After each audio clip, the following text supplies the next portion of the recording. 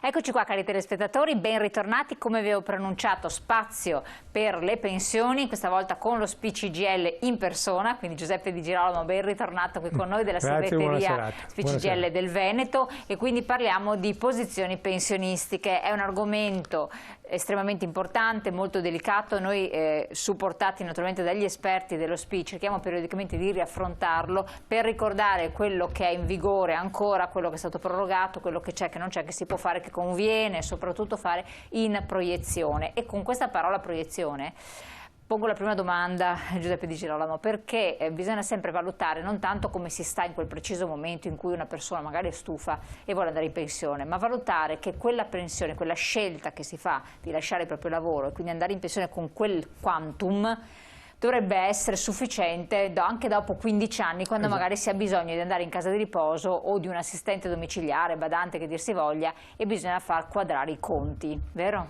Esatto, bisogna tante volte non ci rende conto di questo. Bisogna proprio fare bene i conti, ecco, di quello che sarà la propria posizione pensionistica da lì in poi, e poi ognuno fa le proprie considerazioni anche in base alle condizioni che ha in quel momento. Certo. Allora, anche qui, come si va in pensione nel 2021, oltre alla pensione di vecchiaia e quella anticipata naturalmente? Allora, riprendiamo il filo. Abbiamo un po' visto in altre puntate la quota 100, l'opzione donne e l'APE sociale. Ci sono altri strumenti che forse sono meno conosciuti, ma perché riguardano un po' fino ad oggi le grandi aziende, ma che con le modifiche che ci sono state possono riguardare anche aziende con dimensioni minori. La prima è l'isopensione. L'isopensione nasce dall'articolo 4 della riforma Fornero. Isopensione, praticamente un incentivo all'esodo, questa è la cosa salta. La prima questione riguarda solo le aziende private con più di 15 dipendenti. Ecco, questa è la prima discriminante, quindi non riguarda il pubblico impiego e non riguarda le piccole aziende. Di cosa si tratta in sostanza? Si tratta di un accompagnamento alla pensione. Ecco, vediamo la slide successiva, così eccola qua. Eccola lì. Può essere sia la pensione di vecchiaia che la pensione di anzianità. Quindi nasce come un accompagnamento per 4 anni, ma adesso si è arrivati a 7 anni, quindi è un bel, come dire, è una bella prospettiva su quale ragionare. Riguarda aziende che dichiarano degli esuberi oppure che devono riqualificare il proprio personale.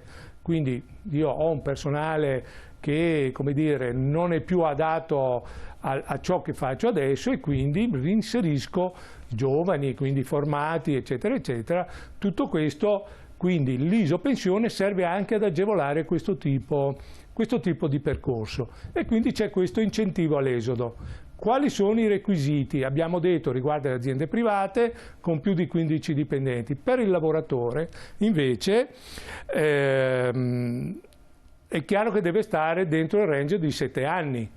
Quindi se io posso avere 62 anni se devo andare in pensione di vecchiaia e torno indietro dei 42 anni e 10 mesi di contributi se vado con la pensione di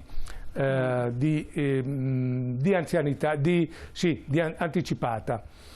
Cosa mi serve? Intanto serve un accordo sindacale. Quindi questa è la prima condizione indispensabile. Quindi non è così semplice. Non è un accordo tra le parti, un singolo accordo. Serve prima di tutto... Cioè l'azienda deve fare un accordo sindacale. Quindi non guarderà solo un lavoratore? No, generalmente non riguarda mai solo un lavoratore. Secondo, serve il vaglio dell'INPS. Cioè l'INPS deve dare la propria autorizzazione. Perché? Perché poi l'INPS fa i conteggi di ciò che deve ricevere i lavoratori in termini di retribuzione e di contribuzione. Fatto questo calcolo fa fare una fideiussione all'azienda e quindi da quel momento in poi il lavoratore può cessare la propria attività e riceverà l'assegno mensile dall'INPS. Quindi è come essere accompagnati alla pensione vera e propria. Tanto è vero che se è molto garantista, perché se un domani, durante questo percorso, che diciamo può arrivare appunto fino ai 7 anni, interviene una normativa peggiorativa, comunque il lavoratore è garantito e continuerà fino a poter accedere alla pensione. Quindi è uno strumento che come dire, permette al lavoratore di essere salvaguardato in modo buono, insomma, molto positivo da questo punto di vista. Gli aspetti positivi quindi sono questa tutela, no? Questa salvaguardia. Esatto. Gli aspetti invece cui stare attenti, quindi non è che negativi, quali sono? A parte questo accordo che deve essere attivato, quindi per più lavoratori tra diciamo che non ci sono, nel caso dell'isopensione è un'opportunità per il lavoratore che magari ormai si sente fuori da un ciclo produttivo, fuori perché appunto è cambiato, sono innovate, ci sono innovazioni, ci sono questioni, quindi si sente anche, come dire, un po' marginale a quella che è la produzione o l'informatizzazione. Per l'azienda si ritrova a poter, come dire, inserire una nuova generazione all'interno dell'azienda e comunque ad avere una riduzione di organico, una riorganizzazione in modo non conflittuale. Quindi ci sono vari aspetti, insomma. È proprio della settimana scorsa un accordo della TIM per circa 1300 lavoratori.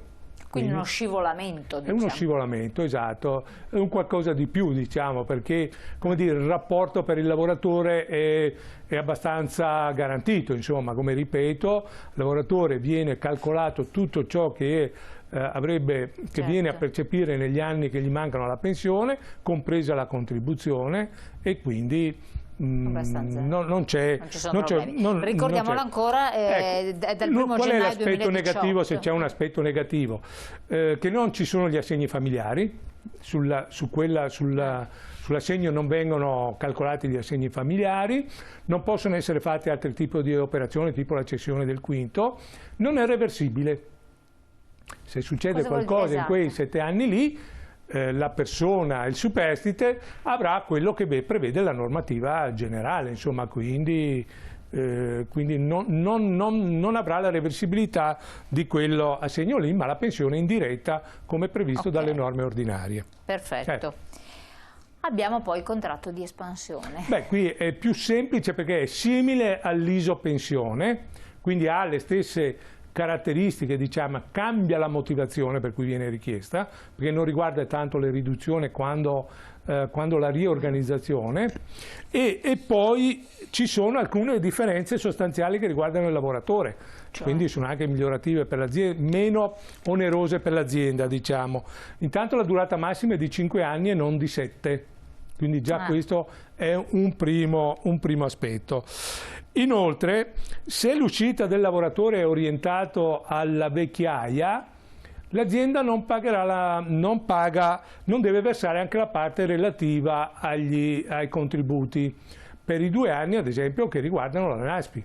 Io ho 65 anni, mi mancano 2 anni a arrivare alla vecchiaia, l'azienda non pagherà i contributi perché appunto vengono messi quelli figurativi della NASPI. Quindi ci sono, come dire, delle differenze da questo punto di vista.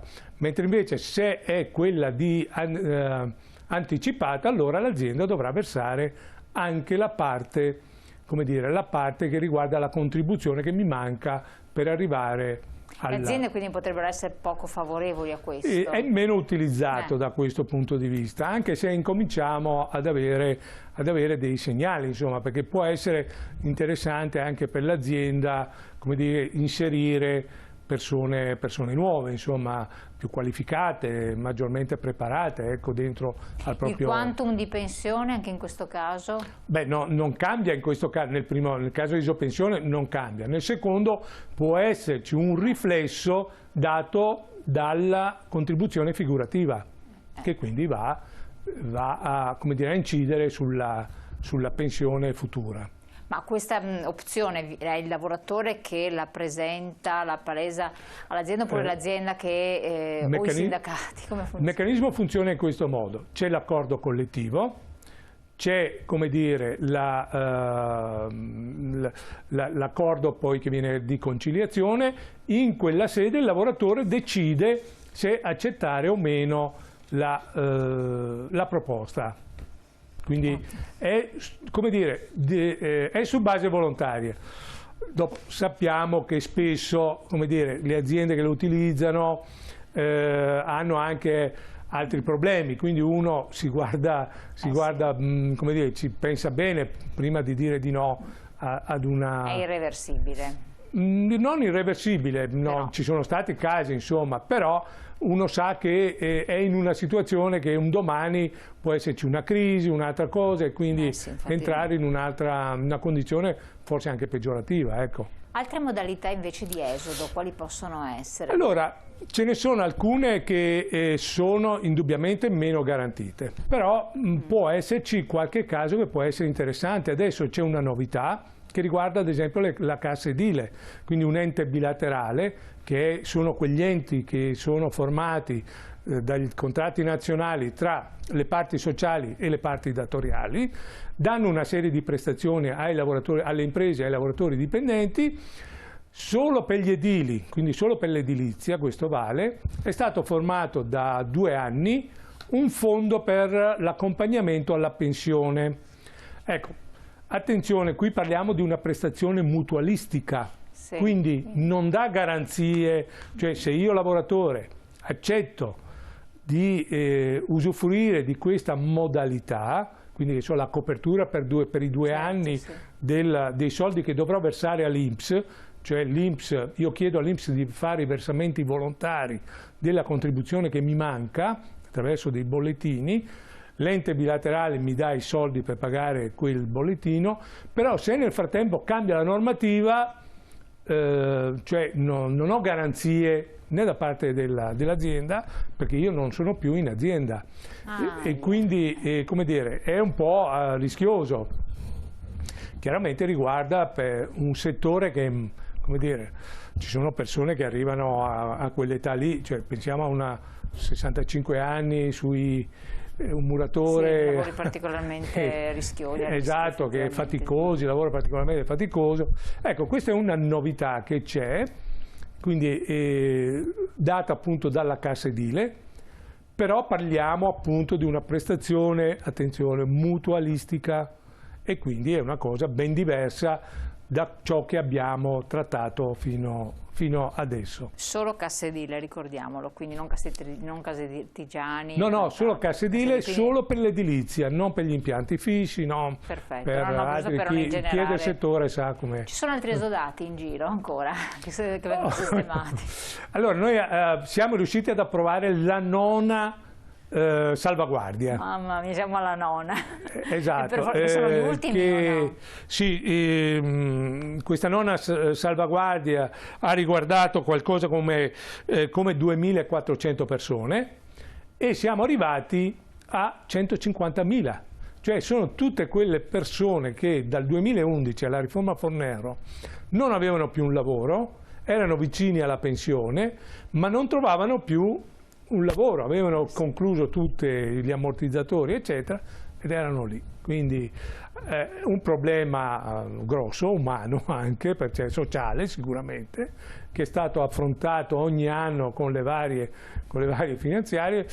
Adesso dovremmo avere praticamente quasi concluso, insomma, con queste 2000. Ci può essere ancora qualcuno fuori? Oddio, penso che sia una cosa abbastanza marginale, insomma, però ne abbiamo salvaguardati 150.000 ed era un bel problema sociale, ecco, quindi siamo riusciti a risolvere questa questione. Con questo possono tirare finalmente un sospiro di sollievo. Esatto, certamente, perché sono persone di una certa età, persone che, come dire, sono ormai fuori dal mercato del lavoro da parecchio tempo, hanno concluso tutto ciò che era possibile utilizzare come ammortizzatori, quindi un bel sospiro di sollievo, insomma. Allora, un po' anche riassumendo e tirando le fila, perché la volta precedente però passano i giorni, magari uno può vedere le puntate anche sul web, sul nostro sito le trovate, però per quanto riguarda le donne resta, ricordiamo appunto il discorso dell'APE Social e dell'opzione donna, esatto, che però hanno una scadenza, questo è fino al 31, allora l'opzione donna ha la scadenza fino al 31/12/2021,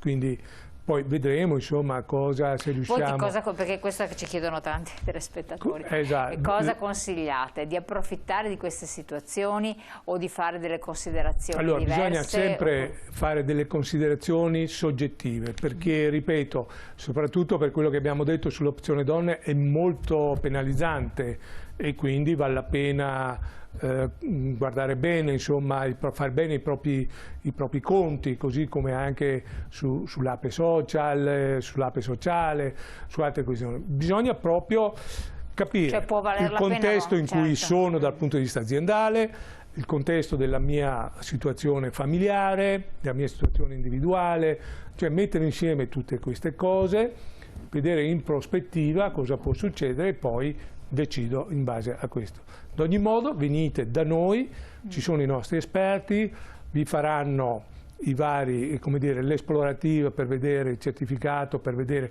cosa avete realmente, vediamo le sedi che sono presenti, cosa avete realmente accumulato in tutti questi anni, quali requisiti, se i vostri requisiti corrispondono a quella situazione, e poi di questo si decide.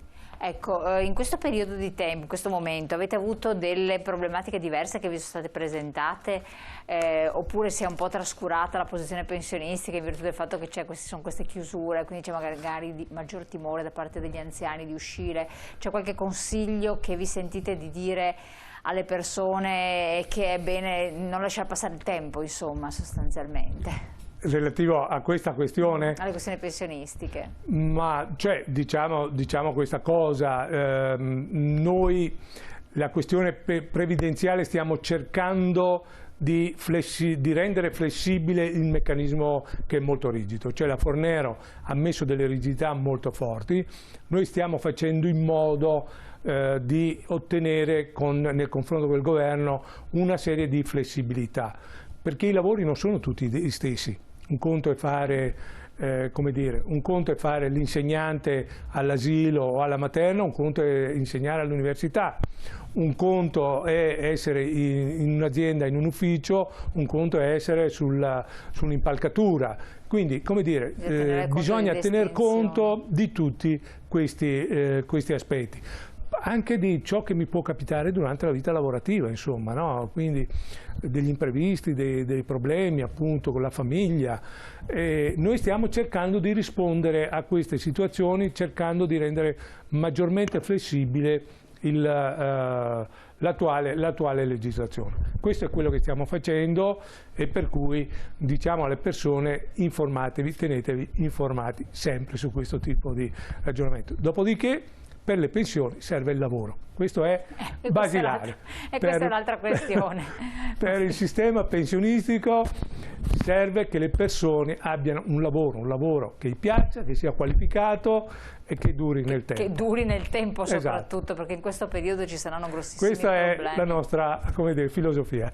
Assolutamente. Allora, grazie mille di essere stato qui con noi anche questa volta. Grazie a voi. E grazie ai nostri telespettatori che ci seguono, ma la trasmissione naturalmente continua, quindi restate con noi. Vi ricordo sempre le sedi disponibili, telefonate, prenotate, fatevi controllare la pensione, chiedete una consulenza appalesando la vostra situazione individuale, che è sempre diversa da quella dell'amica, della vicina, della parente, e quindi è estremamente soggettiva. E l'altra cosa importante è non arrendersi, non pensare che le cose non possono essere risolte, perché con gli esperti, con i professionisti giusti, lo SPCGL è fatto di professionisti qualificati, le questioni possono trovare una soluzione a livello individuale o a livello, se non altro, collettivo, perché cercano sempre di interagire con le forze politiche e col governo per ottenere qualcosa in più. La rivalutazione delle pensioni, ai noi, non è stata possibile, però qualche cosa si cerca sempre di fare.